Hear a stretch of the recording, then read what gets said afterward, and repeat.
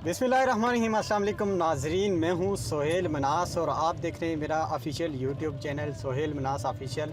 नाजरीन, आज हमारे साथ इंतहाई काबिल एहतराम जनाब राजा बिशारत साहब मौजूद हैं। बिशारत साहब असल में होते हैं इस्लामाबाद में और यहाँ पर ये कोर्ट रिपोर्टर भी हैं ऑनलाइन इंटरनेशनल न्यूज़ एजेंसी के। आज़ाद कश्मीर के वज़ीर आज़म सरदार अब्दुल क़य्यूम खान नियाज़ी की इस्लामाबाद इंटरनेशनल एयरपोर्ट पर एक पुरतपाक किस्म का इस्तकबाल किया गया है, उस पर भी बात करेंगे। आज़ाद कश्मीर की मजमूई सियासी सूरत-ए-हाल पर भी बात करेंगे और इस्लामाबाद का सबसे पहले तो आपको इस्लामाबाद का मौसम दिखाते हैं। राय साहब, इस्लामाबाद का इस टाइम मौसम बड़ा प्यारा है, हल्की हल्की बारिश हो रही है, लोग बड़ा इसको एंजॉय कर रहे हैं, आप इस पर क्या कहेंगे?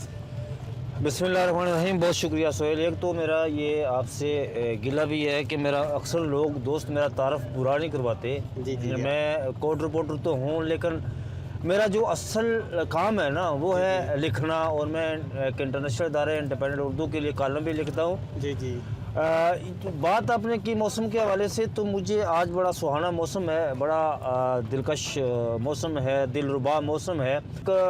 चार्ली चैपलिन की कोटेशन याद आ रही है। बारिश हो रही है तो वो कहता है कि मुझे बारिश में भीगना बहुत अच्छा लगता है, बहुत पसंद है। इसलिए उससे किसी ने पूछा कि क्यों, तो उसका जवाब उसने दिया कि जब मैं बारिश में भीगता हूँ तो मेरे जो रुखसार हैं इनसे बहते हुए जो आंसू हैं, लोग उन आंसुओं को शायद बारिश का पानी समझते हैं, इसलिए मुझे बारिश में भीगना बहुत अच्छा लगता है और पसंद है। मुझे भी बड़ा शौक़ होता है बारिश में भीगने का, लेकिन वो तो सावन की बारिश हो, ये तो खैर जाड़े की बारिश है, ये नुकसानदेह भी हो सकती है, इसलिए इससे बचना भी चाहिए।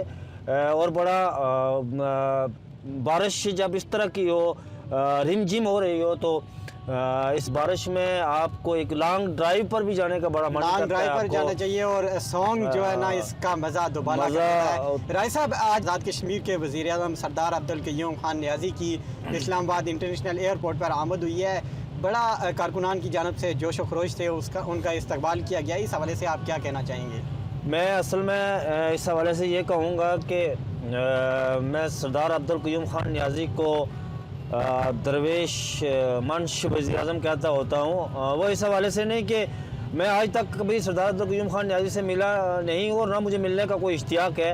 मैं हमेशा हुक्मरानों से, जो लिखने वाला होता है वो हुक्मरानों से, वो इक़्तिदार की राहदारियों से दूर भागता है। मैं तो बहुत दूर भागता हूँ, लेकिन इंसान को, हर इंसान को सच बोलना चाहिए। ये तो झूठ तो नहीं बोलो। बिलखुसूस मैं जिस पेशे से मेरा तल्लुक़ है, सहाफ़त की दुनिया से, यहाँ तो सच बोलना चाहिए इंसान को, और मसलत के तहत भी झूठ नहीं बोलना चाहिए। सरदार अब्दुल क़य्यूम खान नियाज़ी का अच्छा मैंने सुना है कि, मैंने देखा तो नहीं लेकिन सुना है कि बड़ा ज़बरदस्त किस्म का उनका इस्तकबाल हुआ है एयरपोर्ट पर, और बड़ा पुरतपाक इस्तकबाल किया गया है। फिर उनकी एक जो बड़ी सबसे बड़ी खासियत है, जो वो जिसकी वजह से मुझे पसंद है, शायद उनका जो इक़्तिदार करने का जो तरीक़ाकार है वो गलत भी हो सकता है, लेकिन बैसियत इंसान जिसकी वजह से मैं उन्हें पसंद करता हूँ वो ये है कि वो एक दरवेश आदमी है, दरवेश सिफ्त इंसान है, दरवेश मंश है वो, और वो लोगों के साथ उसका मिलना जुलना बड़ा है। इस वजह से मैं सरदार अब्दुल क़य्यूम नियाज़ी को बड़ा पसंद करता हूँ। वो एक डाउन टू अर्थ किस्म का प्राइम मिनिस्टर है। वो शायद उनका ताल्लुक दौलतियों में शुमार ना हो उनका ताल्लुक, लेकिन ये है कि उसने अपनी सरदार अब्दुल क़य्यूम खान नियाज़ी ने अपनी सियासत का आगाज़ एक, मैं कैमरे की तरफ इसलिए नहीं देख रहा हूँ कि मैं ड्राइव भी कर रहा हूँ। ड्राइव करें, ये देख सकते हैं कि इस वक्त जो है ना, हम इस्लामाबाद का मौसम भी इंजॉय कर रहे हैं और साथ साथ मैंने सोचा कि बिशारत राजा साहब से अपनी गपशप भी जारी रखें। राय साहब, अब बात करेंगे मुस्लिम लीग नून आज़ाद कश्मीर की तंजीमें नो होने जा रही है। इस हवाले से उन्होंने आज़ाद कश्मीर भर में ऑर्गेनाइजिंग कमेटियाँ तश्कील दे दी गई हैं और जो रुकनीत साजी का मरहला जारी है, इसके बाद तंजीम साजी का मरहला होगा। आप क्या समझते हैं कि आज़ाद कश्मीर में आप मुस्लिम लीग नून की क़यादत किसके हाथ में देख रहे हैं? मैं, ये बड़ा अच्छा सवाल किया आपने मुझे। तो मैं तो एक तारीख़ का, एक सियासत का एक स्टूडेंट हूँ, तालिब इल्म हूँ। मैं आपको बताऊँ कि ये जो पूरे पाकिस्तान में जो तलबा तंजीमों पर जो पाबंदी लगाई गई है ना, ये नहीं होनी चाहिए थी। इसकी वजह ये है शायद इसके पीछे हमारे पॉलिटिशियन जो हैं, सियासतदान भी हैं, उनकी नालायक और नाअहल जो उनकी नालायक जो औलादें हैं, उसकी वजह से शायद उन्होंने लगाई हुई हैं कि जो तलबा तंजीमों से एक नई लीडरशिप उभर कर सामने आती है। यहाँ तक आपने बात की कि आज़ाद कश्मीर के अंदर जो है वो मुस्लिम लीग नून के हवाले से आपने बात की कि उसकी तंजीम साजी के हवाले से कि उसकी तंजीम साजी, ये तो होना चाहिए। और इंसानी जो नफ्सियात है, ये एक अफाकी असूल है कि वो एक मुसलसल तगय्युर तबद्दुल के में से गुजरती रहती है, वो जामद नहीं रह सकती। राजा फारूक हैदर पिछले 10-12 साल से जो है वो मुस्लिम लीग नून के साथ चले आ रहे हैं, उसके सदर चले आ रहे हैं। ये ज़रूरी था कि नून लीग के अंदर जो है वो नई क़यादत को सामने लाई जाए और वो एक नए जोश, जज्बे और वलवले के साथ वो काम करे और इसको जो नून लीग के जो कारकुनान हैं उनको वो oblige भी करें, उनको आगे भी लेकर आए और वार्ड्स और यूनियन कौंसिल की सतह तक जो है वो इसको ऑर्गेनाइज करें, मुनज़्ज़म करें, ताकि एक यूनिट के तौर पर मुस्लिम लीग नून जो है वो काम करे। और जहाँ तक आपने सवाल किया कि इसकी क़यादत किसके हाथों में देख रहे हैं, तो मैं समझता हूँ कि आज़ाद कश्मीर के अंदर जो सीनियर मोस्ट लीडरशिप है वो 2 लोग हैं। राजा फारूक हैदर भी उसमें हैं, लेकिन अगर तब्दील करनी है क़यादत तो नए हाथों में शाह गुलाम कादर और चौधरी तारिक फारूक साहब है।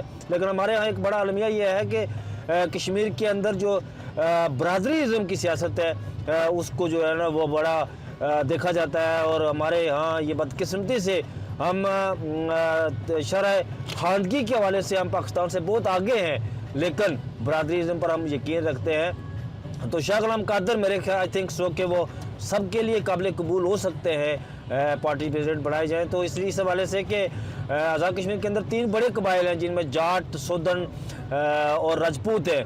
इससे पहले तो नून लीग राजपूतों के गिर्द घूमती रही है, लेकिन जाट में नून लीग में 2-3 जाट हैं जिसमें चौधरी सईद मसूद खालिद साहब, चौधरी तारिक फारूक साहब हैं।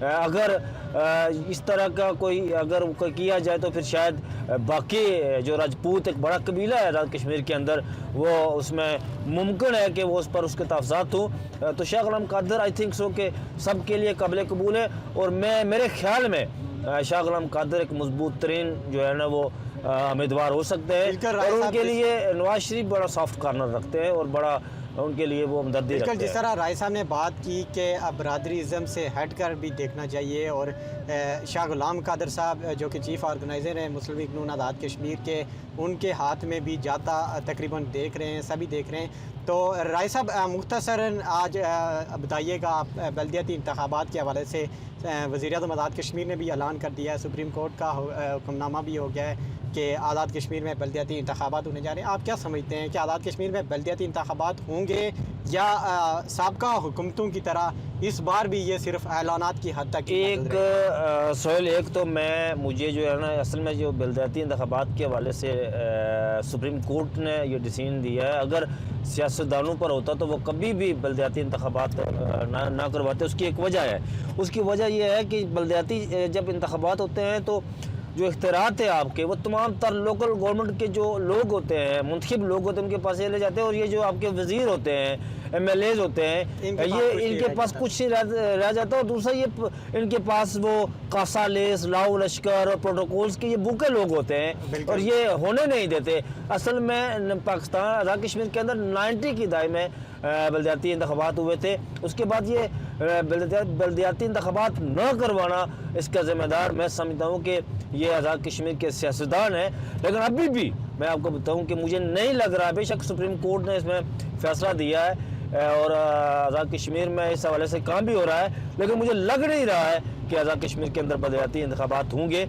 अगर ये होंगे तो फिर एक नई लीडरशिप जो है वो सामने आएगी, नौजवान लोग सामने आएंगे और ये होने भी चाहिए। लेकिन मुझे लग नहीं रहा है कि ये इंतखाबात इसमें कहीं ना कहीं ये जो तहरीक-ए-इंसाफ के लोग हैं, जो वज़ीर हैं, MLAs हैं, ये खुद रुकावट बनेंगे।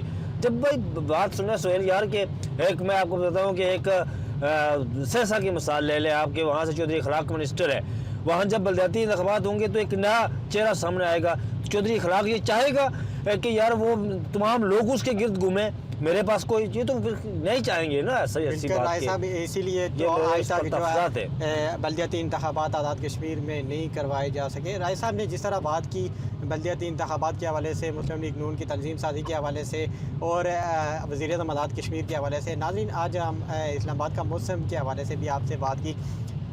इस पर हम अपने प्रोग्राम को अख्तिताम की तरफ लेके जाएंगे और उससे पहले आपको बताएंगे कि मौसम की सूरत हाल को देखकर आप ट्रैवलिंग पे निकलें, देख के आप ट्रैवल करें, क्योंकि सानिया मरी अभी कुछ ही दिन गुजरे हैं सानिया मरी को, और ये ना हो कि कोई और ये बात ज़रूर लॉन्ग ड्राइव करने से पहले ये बात ज़रूर ज़हन नशीर रखें कि ये जो मौसम होता है ना, ये बड़ा इसमें ये रोड जो होती है आपकी, ये स्लिपी होती है, मतलब फिसलने पर ज़्यादा होती है, बारिश इतनी तेज़ नहीं हो रही है। इस हवाले से आप जो है वो बड़ी एहतियात से ड्राइव करें, सीट बेल्ट बांध के ड्राइविंग पर निकलने से पहले अपने गाड़ी के जो टायर हैं उसके आप उसकी हवा चेक करें, आपके गाड़ी के वाइपर कायम कर रहे हों ये भी चेक करें।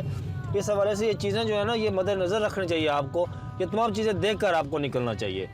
जी बिल्कुल। इसी के साथ सोहेल मनास को अगले किसी प्रोग्राम तक दीजिए इजाज़त। अल्लाह निगहबान।